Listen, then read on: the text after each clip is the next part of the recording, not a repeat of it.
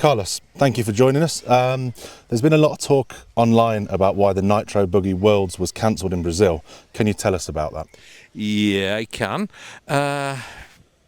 Just about 15 days ago, I received a phone call from Brazil, from IFMAR, about to have a meeting with the organizer from Sao Paulo.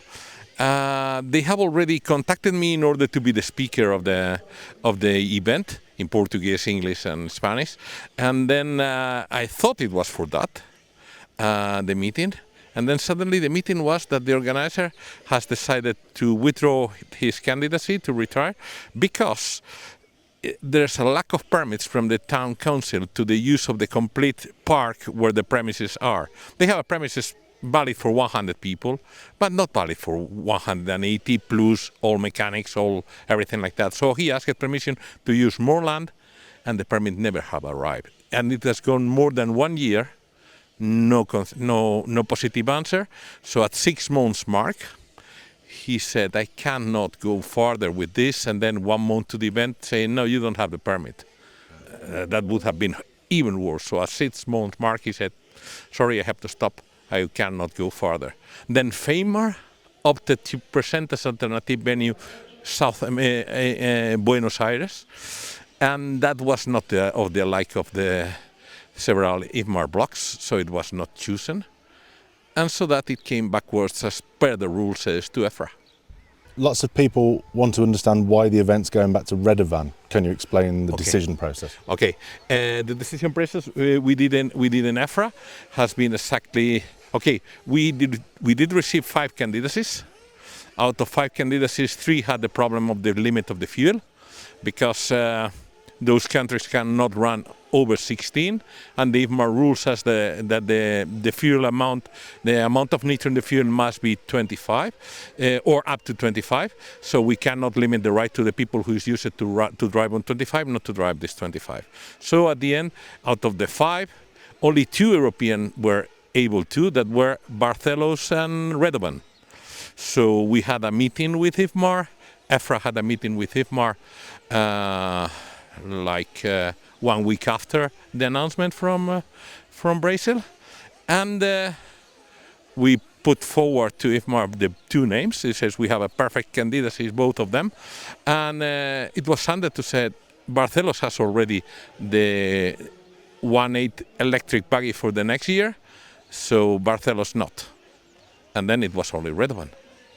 For me, it's actually those are the 2 top facilities ready for anything at top level for 180 drivers without any doubt, with a good organizing team, with a good knowledge of everything like that. And the rest have the inconvenience of the fuel, which is a big inconvenience. The e-Buggy World Cup just has a handful of drivers. That must be devastating for the host club. Is the IFMAR World Cup rule good for the sport? Okay, the mandatory run of IFMAR World Cup in front of an event has proven here to be a problematic scenario. It is actually on my list of work for this year to put forward a proposal in IFMAR to take out the mandatory character of the pre-world of the World Cup in front of a new class, if the class is already firm and stable all over at least 2 IFMAR continents, or 2 IFMAR blocks. Better to say blocks than continents. So it's on my list, and I do agree it can be problematic for the organizer. Yeah. There has been a lot of changes at IFMAR, and you are no longer on the board. Yeah. Firstly, did you leave? And secondly, can you give us your view on what's happening at IFMAR right now? Okay, actually I am not the IFMAR liaison officer in EFRA until July. I am working closely with the actual IFMAR board in order to finish the accountancy and everything from the past year. So the transition will be easy and will be done properly. The new board in IFMAR, I think it will be working the benefit of the sport like it's always have been done. it is not easy to understand how IFMAR works. They have to. We met in the old times when I was there. We met every month and Zoom meetings. I think they are doing the same in the same basis. They are meeting. They are having duties on the table. Who is doing that? Who is doing that? Taking responsibilities and all that. I assume it will work exactly the same.